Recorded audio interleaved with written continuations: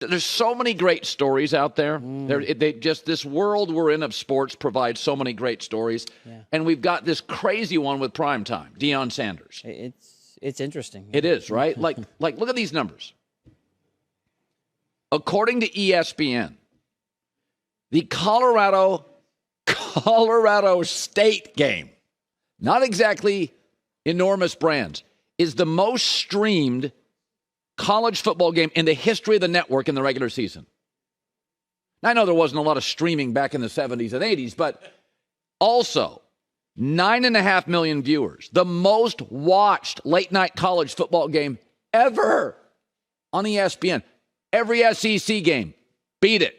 Buckeye game, Sooner game, all those big brands, Michigan, beat it. So clearly Deion Sanders is bringing in people who didn't watch college football. He's not just moving college football fans. He's bringing in fans with those numbers that did not watch college football, probably NFL fans. It's a great message to take a big swing, get uncomfortable, remarkable things happen. I thought Colorado and Deion Sanders, my initial reaction when it happened, that's a weird fit. Next day I woke up, said it on the air. It's going to work. I think it's going to work. He's going to get attention. American viewers are drawn to two things, big brands and big stars. Remember when Zion Williamson played in his first and only March Madness? Do you remember that? Do you know the ratings for the first game? They were the biggest March Madness ratings since 1991. Opening weekend ratings since 1991. College basketball is losing audience, not gaining it. You know, the fans do this all the time. They tell us in the media what they want. Over and over, fans tell us what they want. They want new, fresh fun. Too many people in the media lecture, scold, try to engineer or instruct you on what you should want to watch. Just give people what they want. Entertain fans. That's what Deion's doing. The shades, the hat, the attitude, at altitude. He's entertaining people. And what I really like about this, because I love college football, but so much of college football in my life, especially in the last 20 years, it feels scripted. SEC, Ohio State, Clemson, Michigan dominate recruiting, and then they dominate at the end of the season. Yawn. It's like the movie industry. It's just sequels. Repackaged stuff I've seen 1,000 times. Ooh, Alabama's good. Ohio State's good. Michigan's good. Oklahoma's good. Yeah, I've never seen that before. Deion Sanders is fresh and new. There's charisma. He's fun. Colorado took a big swing. I don't think they're probably going to beat Oregon this weekend without Travis Hunter, their most gifted athlete, maybe college football's most gifted athlete. But sports fans tell us all the time in my business what they want. Keep it fun. Give us good energy. Occasionally, sprinkle in something new. College football and basketball fans are older than NFL and NBA fans. I've seen the data on that. And maybe they don't like new. Well, maybe they do. The most streamed college football game ever for that network. The most watched Saturday night college football game ever for that network. It's fun. It's new. I don't know how long it lasts. It doesn't feel like a 401k.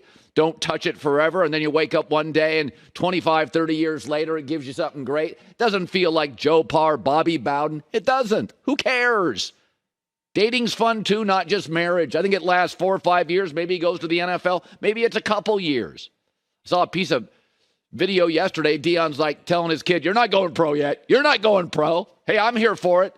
I'm here for Deion and his son next year again. I'm here for it. We got plenty of quarterbacks. Washington's got one. Oregon's got one. USC, North Carolina, Duke, Florida State. Everybody's got quarterback. Colorado, Deion Sanders' son, he can stay. I'm here for it. Probably get beat by Oregon. But the fans tell us what they want. Entertain them. Oregon's really, really good with an NFL quarterback as well. A good coach. They have really good players, and they have some momentum over the last decade. My guess is Oregon wins that game. But I thought TCU was going to hammer Colorado. And then I wasn't sure how they do against Nebraska. Hammered both. So I'm here for it. All right, the NFL is selling hope and optimism. It's smart, but it also is true. Two things can be true at the same time. If you're 2-0 in the NFL, it absolutely, statistically, helps you to get to the playoffs. And 0-2 is not fatal. So it says here, 8 of 14 playoff teams started the season last year 1-1 or 0-2. Now, each of the 6 teams that started 2-0 made the playoffs. Maybe the Commanders are good. So there's 9 teams that are 0-2. 9. And I think they go into 4 categories. Here are the 0-2 teams. Bengals, Chargers, Vikings, Broncos, Patriots, Bears, Cardinals, Texans, Panthers. All 0-2. So let's start with the first category. I think because of star quarterbacks, the Bengals and the Chargers are very much alive. You've got star quarterbacks, and that's about, a big percentage of winning. Best quarterback often wins a division. Okay, I also think a very strong heartbeat, regardless of what anybody says, the Broncos and the Patriots. They have Hall of Fame coaches and capable quarterbacks. I think the Vikings have a good coach and a good quarterback, so they have a pulse. May end this weekend, but they got a pulse. And then call the medics for the Bears, Arizona, Carolina, Houston. You got quarterback issues. 3 of them rookie quarterbacks, and 1 a quarterback that's struggling, and the franchise right now is wobbling. They're not all the same. But we kind of know the issues for everybody. The coach for the Chargers. Burrow's hurt for the Bengals. The Vikings may be in a subtle rebuild. Kirk Cousins not really good enough. Denver, they got to get their defense and Russell Wilson's second halves right. New England, they don't have enough juice on the outside. They don't have enough speed. They look slow, sometimes on both sides. And then we know why the Bears, the Panthers, the Texans, Arizona, we can figure that out. It's quarterback stuff. Denver remains the most interesting. I think easily the most interesting. And here's why. There's a lot of mystery here. Why is Russell Wilson so great in the first half, 85% completion percentage, and so bad in the second? What's wrong with the defense? We like a lot of their defensive players. And the offensive line massively upgraded. Why is Russell getting sacked so much? So Denver remains a mystery, okay? I mean, clearly Russell Wilson doesn't look like, especially second half, he has the juice. The offensive line, my guess is it got reworked. Nobody plays in the preseason, at least starters don't. It'll be fine in about 3 to 4 weeks. The defensive line at the trade deadline should probably go out and get some help. They're just not creating consistent pressure. But as Mark Schlereth says, in Denver, only one person is getting the blame. They don't like Russ. They don't like his act. They're not buying into it. And the bottom line is you look at this offense right now, more points per drive than any offense in the National Football League. Ultimately, it's a defensive issue, but nobody's talking about that. Everybody's just, they're storming the castle with pitchforks and lanterns, trying to go after Russ. And he has played better. There has been more continuity. He has gotten rid of the ball. He has been accurate. He's done all those things, but it's not good enough. I still think this is an 8 or 9 win team.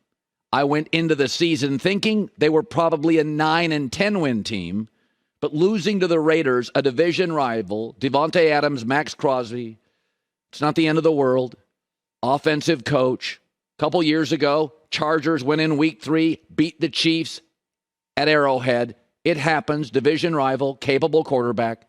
The Washington thing is a bummer, really unsettling. But I went this morning, looked at the schedule. I think they're getting to 9 wins, maybe 8.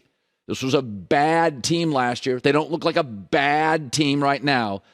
But this is the downside, the small downside to being a star, getting the money, getting traded for picks. You take the heat. Hi, everybody. Thanks for watching. Subscribe here to get the latest from the show. Also, be sure to check out more of the best clips from The Herd or go watch a few segments from other shows on FS1.